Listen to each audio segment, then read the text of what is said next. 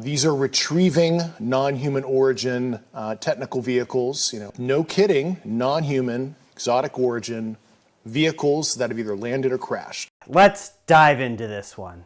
So the quick version of this story is that an ex-military guy has come forward and spilled the beans about the government secretly hiding crashed UFOs and alien bodies. This person's name is David Grusch, and it appears on paper he has quite the resume. But here are a few red flags with this story. Number 1, no evidence has been presented at all. Normally, this would be the beginning and the end of this video.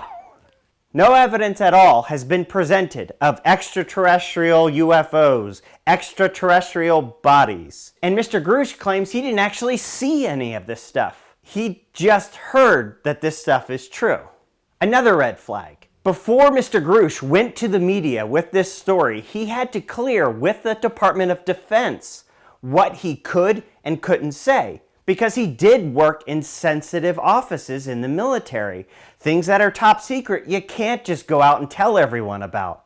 And so, as it's reported, he went to the Department of Defense to clear this. It's an office called the Defense Office of Pre-Publication and Security Review, or DOPSR. They review everything you want to say in a book, in an interview, whatever medium. And they say, no, you can't say this, this is top secret. That's what they do. This is top secret, can't share it. And it's reported that he went through this process and they signed off on what he had to say. What does that mean? It means everything that he's saying in these interviews, the government doesn't consider it a secret. It doesn't consider it top secret. It doesn't consider it something they don't want revealed. Mr. Grusch is now a private citizen. He has the right to say whatever he wants. The Department of Defense is not going to dictate what kind of stories this now private citizen can tell. They're only going to dictate what is top secret and can't be revealed. So he didn't reveal any secrets. Another red flag was when I personally called David Grusch for comment, to get his input, to ask him questions about all of this stuff. And here's how the phone call went. Hello? Hi, is this David Grusch? Yes, it is. Who am I speaking to? This is Stephen Greenstreet with the New York Click.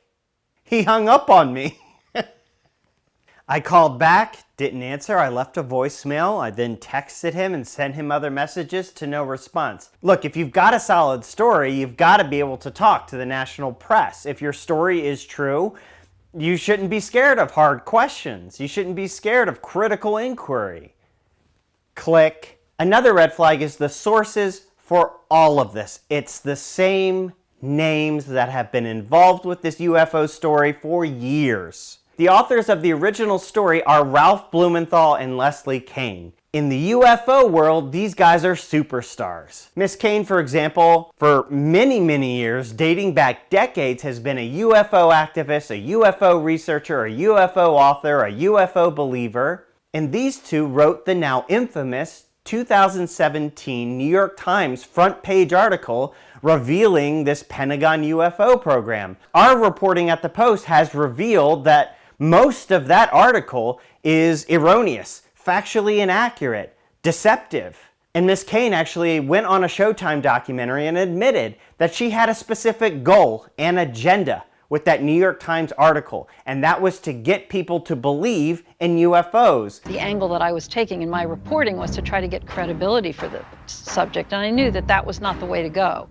That was not the first step in terms of getting people to accept this. Through my own research, I've learned that other news outlets had this story, were presented with this story, did not publish the story. Ralph Blumenthal, in a tweet, for example, says the Washington Post had this story, but they wanted to take some time, he says. They needed more time.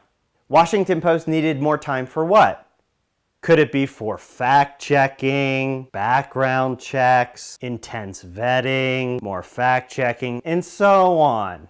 Anyway, they couldn't wait, so they just published it in the Debrief. Now, what's the Debrief? The Debrief is a low-level underground media outlet, and they run lots of UFO stories. They got their start running UFO stories, breathless UFO stories, thousands and thousands of words of UFO stories on the debrief. So to recap, a lot of red flags with this story, but that's not stopping the story from spreading like wildfire. All of these UFO stories, they just get copied and pasted en masse.